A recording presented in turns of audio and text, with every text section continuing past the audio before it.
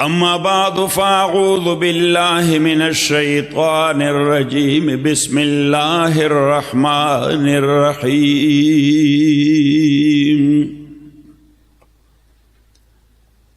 إن الذين قالوا ربنا الله ثم استقاموا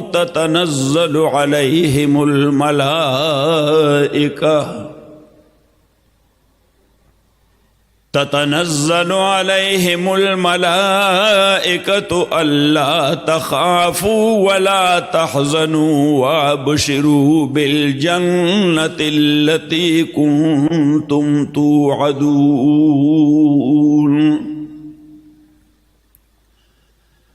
نحن أولياؤكم في الحياة الدنيا وفي الآخرة ولكم فيها ما تشتهي أنفسكم ولكم فيها ما تدعون نزلا من غفور رحيم ومن أحسن قولا ممن دعا إلى الله وعمل صالحا وقال إنني من المسلمين ولا تستوي الحسنة ولا السيئة ادفع بالتي هي أحسن فإذا الذي بينك وبينه عداوة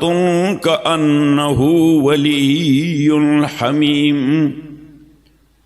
وما يلقاها إلا الذين صبروا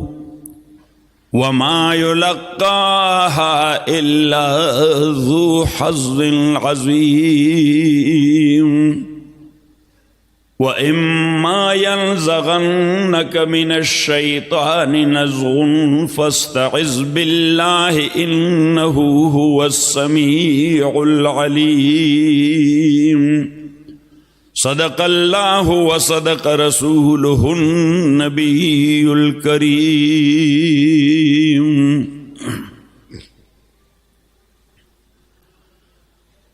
قابل احترام حضرات علماء کرام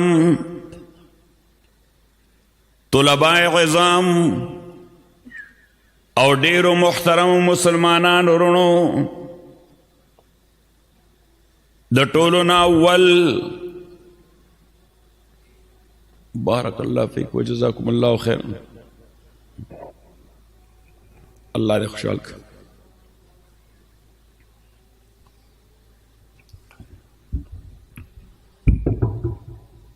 د ټولو نه اول زدا دعا کوم چې الله تعالی مال د صحیح وینا تاسو ټولو له د اورېدو او بیا ما او تاسو ټولو له د عمل کولو توفیق نصیب کی محترم ورونو لکه څنګه چې معتمم صاحب ذکر وکړ پړومبنه ورځ چې د حرمینو نه راغلم او هغه ماښام نه مې بیان شروع کړی دی نو بیا مې بغیر د بیانه بل څه نه دي کړي خو لکه د ارټي غوی د یو پیړ نه کوزېږم او بل پیړ ته ورخېږم ما بیګا دارالعلوم حقانیه کې ذکر وکړ ما زه دومره ستړی یم چې ما پرون په یو ورځ کې په سواد کې په یو ورځ کې مې 8 بیانه کړي دي ځکه مې تلو بیان له یو ځای ته لاره کې به علما طلبا ولاړو نامیزبانان چې وي دې مدرسې والا خو هم راوتي دي سلام علیکم وعلیکم سلام وی جی دا زمونږ مدرسه ده اجازت حدیث یا اجازت تفسیر نو ما په زور باندې خو ما بدته لیدلی و خو په زور باندې ما د حدیث او تفسیر اجازت نو لیدلی دا خو ما لکه چانه چې اجازت د ټوپک په زور غواړي خو ما چونکې خیر دی نو په خیر کې سرقم جایز ده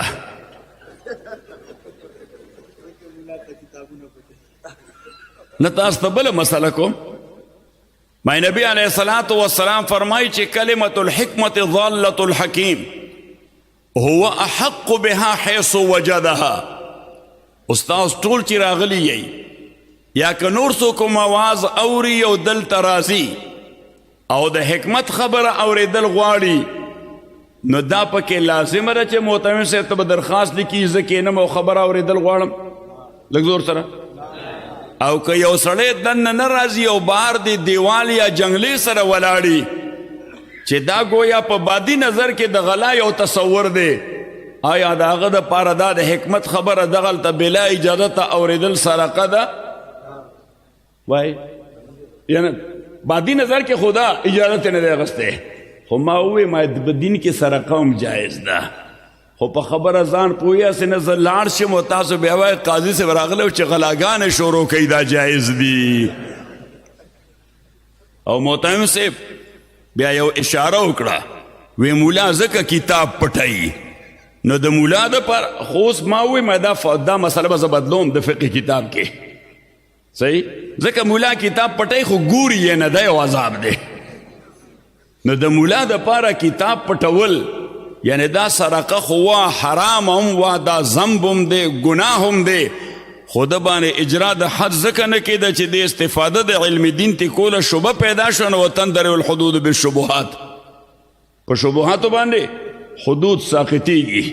ادرعوا الحدود ما استطعتم کما قال علیه الصلاة والسلام، چونکې دغه شبه موجود ده او بیا اوس ضمن کې دا فقهي مسله راله تاسو ته به د خیر یو خبره وکم. ما یو کتاب باندې شروع کړې وه، ما وی چې د دې ټولو خلکو یعنی د علماو او طلباو د هغوی په ذهن کې دا خبره واضحه شي او کلیر شي چې ائمه اربعه کې یو کس هم هیڅ یو مسله د ځانه جوړه کړې نه ده. د دې دپاره په دین کې څه بنیاد شته. بابا عبدالرحمن ځکه ووی چې دا څلور واړه مذهب سره یو دي، خو ما او تا پکې پیدا کړو اختلاف. دا څلور واړه مذهب سره یو دي خو ما او تا پکې پیدا کړو اختلاف. نو ما یو کتاب ولیکه فقه المذاهب المسائل والدلائل، یو وجلد به وي، نو هغه مې عربي کې تاسو علماو دپاره ولیکه فقه المذاهب المسائل والدلائل، یعنی هره مسله چې پکې د ائمه اربعه اختلاف ته ولې دی او دې امام چې دا خبره کړې ده ولې کړې ده او چرته نه کړې ده. خو چونکې زه حنفیم نو بیا زما خو لازمي و چې ترجیح مې حنفیت له ورکولې، نو هر ته مې وجوه الترجیح ښودلې دي. اوس شافعي چې یا به ترجیح ورکوي مذهب د شافعي له، حنبلي مالکي خپل مذهب له، زه حنفیم نو څه له به ترجیح ورکوم؟ حنفیت له. ځکه عزیزانو د دې ائمه اربعه د مذاهب متعلق زمونږ د بزرګانو رایه ده چې زما مذهب دا صواب محتمل الخطا دی او دا نور مذاهب دا خطا محتمل الصواب دی. لہذا مونږ نه د چا تدلیل کوو، نه د چا تغلید کوو، نه د چا تکفیر کوو. تکفیر خو ډېر لوی شی دی او مونږ د کفر مشین لګولی دی. الله دې مونږ رحم وکړي. مونږ څه کړي دي؟ د کفر کارخانه مو لګولې ده. یو ځای ته تلي وو د سیرت جلسه وه، نو یو نعت خوان صاحب پکې کلام شروع کړو. نو هغه شروع کړی اول دا چې کافران به ځي دوزخ لا او دا ملګري د شیطان به ځي دوزخ لا، دویم دا چې د سودخور بخره نشته او سودخواره او شیطانان به دس لګیا او بیا دریم دا چې فلانې به ځي دوزخ لا، فلانې به ځي دوزخ لا افلان. نو چې واپس جومات ته لاړو، مونږ خو داسې بهر ګرځېدو چې واپس جومات ته لاړو نو ما دا ملګری کم یو دا دوزخ لی چې برتی کوله.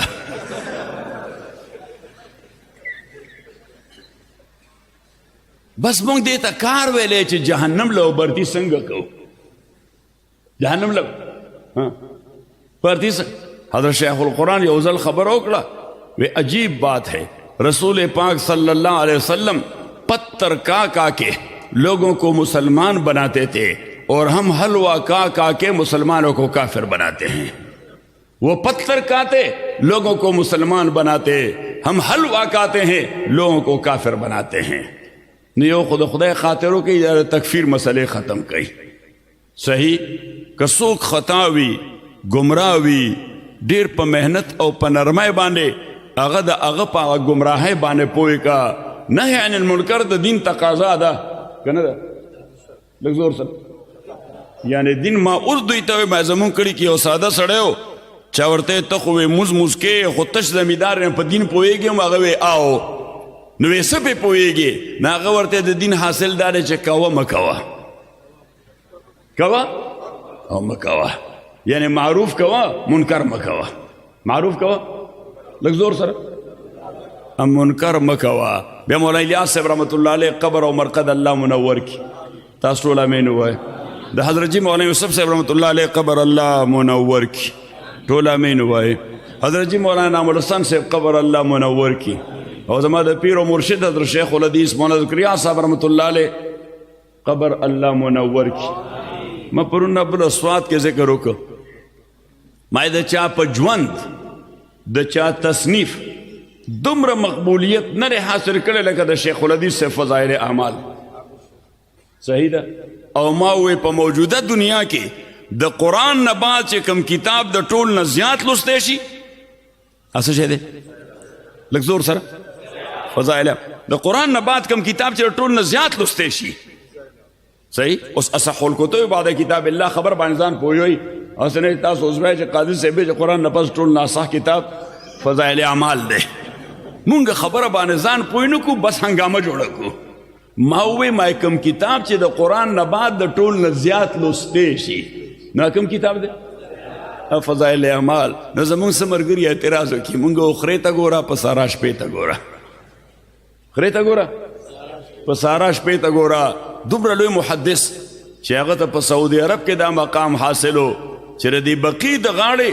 په دې زیارت والا دروازه باندې چاته دننه کېدو اجازت صرف بادشاه چې راشي هغه دغه دروازې نه دننه کېږي نور که لو څومره سړی وي دی به باب السلام نه راځي چېرته نه به راځي ځکه دې طرف نه بیا هنګامه جوړېږي حضرت شیخ واحد سړی و چې حکومت د سعودي عرب د هغه ویل چیر له اجازت ورکړی شیخ دې دروازې نه راولی خبره مو ذهن کې راله او حضرت الشیخ رحمت الله علیه چې د ده کرسی به کله راله ویل چیر او خادم به دې رادننه کو دا د عربو علما خو هلته دروس کوي مسجد نبوي کې دوی به ناستو وی جاء الشیخ لنسلم علیه زه دې قطر ته لاړم یو مالکی عالم دعوت را کړ ډېر لوی عالم و مالکی خو اوسېده قطر کې هلته دروس نو ما ته دعوت را کړی یو درس دپاره نو ما درس وکړو نو بیا یې لایبرري او مکتبه کې ګرځولم نو د شیخ اوجز المسالک یو جلد یې راواغسته ما ته هذا شیخ تعرفه دا شیخ وی ته پیژنې ما ورته هغه زما مباشرتا شیخ دی نو هغه راپاڅېده او لټرلي زما تندی ښکل که وی سعید انت والله اذ استفدت عنه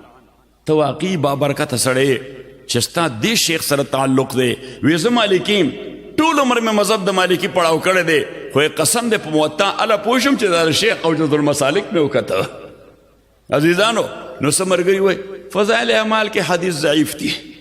څه حدیث پکې وایي داسې که نه لږ زور سره وایي داسې نو عزیزانو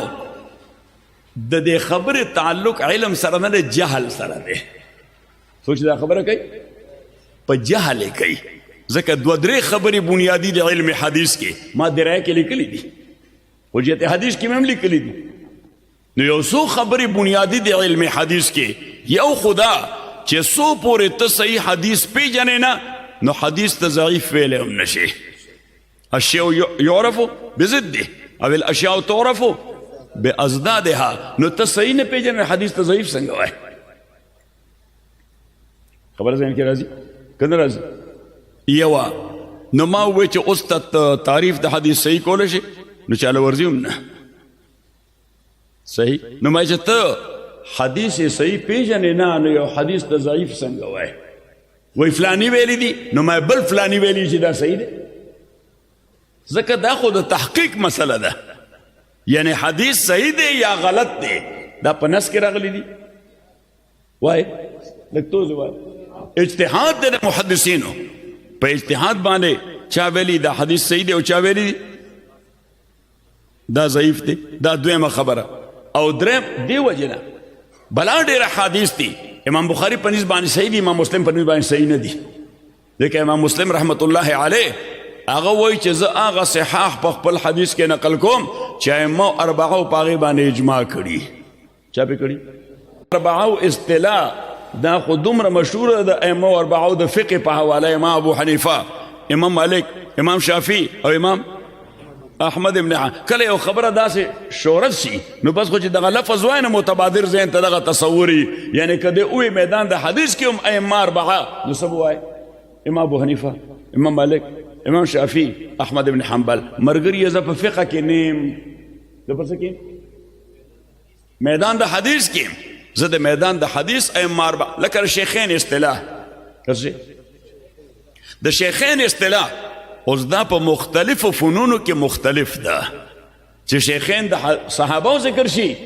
ابو بکر و عمر ته مراد دي څوک ته مراد دي ابو بکر و عمر ته مراد دي چې شیخین د محدثینو ذکر شي بخاری او مسلم ته مراد دي چې شیخین د فقه حنیفی ذکر شي نو امام ابو حنیفه او قاضی ابو یوسف ته مراد دي چې د منطق او فلسفه ذکر شي نو شیخ ابو نصر فارابی او ابو علی ابن سینا ته مراد دي نو لومبه خو به دا پته لګی چې ته یې کم کلاس کې نو چې کم کلاس کې نه د هغې خبره وکې نو امام مسلم رحمت الله علیه اوس کم خلک چې حدیث کې ډېر تین تیره کوي اخوا دیخوا ورته امام مسلم په نسبت باندې د ائمه اربعه څوک دي چې په اتفاق یې کړی دی مولوي سعید ټلیفون کوي ائمه اربعه علم حدیث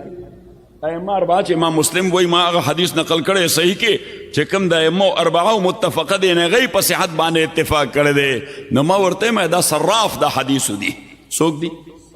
صراف او نقاد د حدیث دي کرایټیرین وایي ورته معیار دی په دای باندې د حدیث مرتبه پیژندې شي یعنی دا خبر لفظ ځان سره یاد ساتي په دای باندې څه پیژندې شي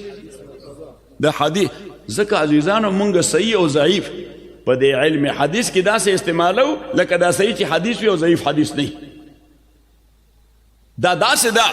لکه یو سړی تبې نیولي 104 درجې تبې وي 104 درجې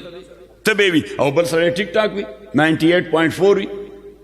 نو د دې بیمارۍ د وجې چې هغه پاسېدی نه شي د دې تبې د وجې چې هغه پاسېدی نه شي ضعف او کمزوري راغلی ده نو د صحتمند ته ووایي چې دا انسان دی او دا چې تبې نیولی دا انسان نه دی یا یو سړی هغه فالج والی دی خدای مکه الله دې ټول بچ ساتي نو د هغه یو طرف مفلوج دی او بل سړی چاقو چوبند دی نو تا ته دا حق شته چې د چاقو چوبند ته انسان ووایي او دا بل د انسانیت د میدان وباسي لږ زور سره نو خو صرف دا به وایي چې دا صحتمند دی او دی بیمار دی نو بیمار سره موږ څه کوو دې سین ته غورځو بیا علاج ته رسو علاج ولا کوو یعنی معنا دا ده چې هغه بوسټ کوو څه تایید ولا پیدا کوو یعنی بیماری علاج څه دی تایید پیدا کوو تایید ولا پیدا کوو صحیح نو دغه رنګې مسله د علم حدیث هم ده علم ما وی مرګري ته فرق نه کې په حدیث ضعیف کې او په موضوعي کلام کې اگر چې موضوع باندې تجوزا او مجازا اطلاق د حدیث کوي علماء کرام چې کله اقسام د حدیث خو خو ما مرګرو ته د مجازا په اطلاق ته موضوعي حدیث وینا موضوعي حدیث وینا خو بار تقدیر مجازا په مونږه اطلاق کو ځکه په علم حدیث کې فار اکیډمیک پرپس د تعلیمي مقصد د پاره مونږه انواع د حدیث ذکر کوو مونږ یو حدیث ته صحیح یو حدیث ته ضعیف یو حدیث ته موضوع نو موضوع سره حدیث دینا هغه چې خبره جوړه کړې ده علامه مقدسی هغه کتاب لیکل دی علامه قاری هغه کتاب لیکل دی علامه مقدسی لیکل دی تذکرۃ الموضوعات صحیح لیکل تاسو سره شته کنيشته علامه مقدسی لیکل دی تذکرۃ الموضوعات او علامه قاری لیکل دی مجموعه موضوعات کبیر مجموعه موضوعات کبیر عام طور مشهور ده په المجموعه باندې وقال علي القاري في المجموعه چې مجموعه کې امام علي قاری هغه د حدیث متعلق دا خبره دا کریټکس دي دا څه دي موږ ورته کریټکس وایو دا صراف دي دا نقاد دي په خوا کرنسي دا د میټل جوړاوه څه به جوړاوه اوس هم څه کنيشته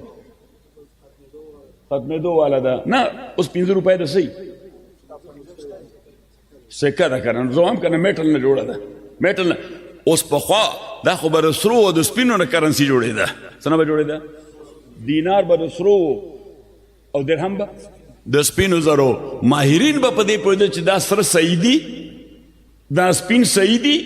نو هغوی به په محق باندې څه باندې محق پېژنې که نه کسوټی ته وایي کسوټی ته وایي یو کاڼی هغه د زرګرانو سره وي هغوی چې په داسې سره راکاږي هغه کرښې ته وګوري نو هغوی وایي دا کوټ بنګار دي یا په دې کې خلط ملط نشته دا د فن خبره ده دا د مهارت خبره ده خو ډیر ماهرین هغوی به دې کسوټۍ ته هم محتاج نه و هغوی به داسې هغه روپۍ یا هغه دینار هغه په نوک کېښود او داسې به ټنګ نو ټنګ ته به یې غوږ کېښود ټنګ نه یې معلومه کړه دا صحیح ده او دا غلطه ده په ټنګ باندې ډېر کار کېږي تاسو عروض او قوافي ویلي دي که نه هم دي ویلي وایې که نه اوس څوک نه وایي ما کتاب ولیکه پرې عروضو کې د سواد د علماو تقاضا وه نو ما کتاب پې ولیکه نو مولوي بشیر صاحب ویجي هغه ما کار پې وکړ ما یې ته راوړه چې زه کاپي وګورم چې صحیح دی کړی دی نو درته به هم چې چاپ یې کړه نو ما پې کتاب ولیکه په څه باندې په عروض او په قوافي باندې ما هلته لیکلي دي ما عروض او قوافي تمهید کې مې لیکلي دي ما د دې واضح د امام خلیل نحوي عالم خو پېژنې صحیح خلیل او احمد چې څوک نه پېژني نه خو بیا ګډوډ دی نو ما امام خلیل دا د عروض او د قوافیو بانی دی دا سره بانی فاونډر دی اوس د چې عروض او قوافیو اوزان وضع کول د شعر دپاره نو دی به لوارانو بازار ته ته چېرته به ته د لوارانو بازار ته نو لواران خو اوسپنې ټکوي مختلف اوازونه وځي او کله اوسپنه داسې په اوسپنه وغورځوي نو د هغې نه ځان له احساس شروع شي د دا ټول عروض او قوافي د لوارانو دوکانونو کې زده کړي دي صحیح یعنی هغه اوسپنه به وغورځېده نو هغې به ټینګ ټنګ ټینګ رنګ صحیح نو امام خلیل به شروع کړه مفاعیل مفاعیل مفاعیل مفاعیل بس یو وزن به یې ترې راویستل اوزانو ثمانیه نو زر به یې ولیکل صحیح شو او لوار ته به یې جزاک الله یو مسله ته خو پوره امام ابو حنیفه مجتهد چې دا اوسپنه به وغورځوله ځکه چې وزن راووته تاسو په دې خبرو پوهېږئ که نه پوهېږئ ما سره ډېرې ناشنا نکتې په تفسیر کې په حدیث کې په فقه کې په نحوه کې په صرف کې په بیان کې په بدیع کې عروض کې قوافي کې منطق کې فلسفه کې اصول فقه کې اصول نو ما ته چا ویې ته دا نکتې چېرته نه راوباسې ما ټرمپ سره دوره کړې ده کریش کورس مې ما ټرمپ سره کړی دی هلته دیره دی د پاره یم چې هغه نه څه زده کړم د محترم ورونو عرض مې کور تاسو خدمت کې چې لږ د خدای خاطر وکئ دې دین سره مسخرې مه کوئ دې دیني علومو سره ومنسه یوخذ هذا العلم عمن عرف بالطلب عمن عرف بالطلب دا دین به زده کوئ د هغه چا نه څو ځایه ختم بخاري کې مې دا خبره وکړه ما علم کوم یو قابل اعتماد دی چې دا اغسته شوی وي د صحیح خلکو نه د صحیح ماخذو نه په صحیح طریقه باندې چې دا درې قیده پکې نه وي اوس داسې ورته استاد سلام علیکم مونږ لاړو صحیح علم چې اغسته شوی وي د صحیح خلکو نه د صحیح ماخذو نه په صحیح طریقه باندې نو که خلک صحیح ماخذ هم صحیح خو هغه تعلیم صحیح نه ورکوي نو څه پکې ماخذ صحیح دی خو سړی صحیح نه دی نو بیا پې څه کې نبی علیہ الصلوۃ والسلام خو ځکه وفرمایل چې یاخذ هذا العلم من كل خلف عدوله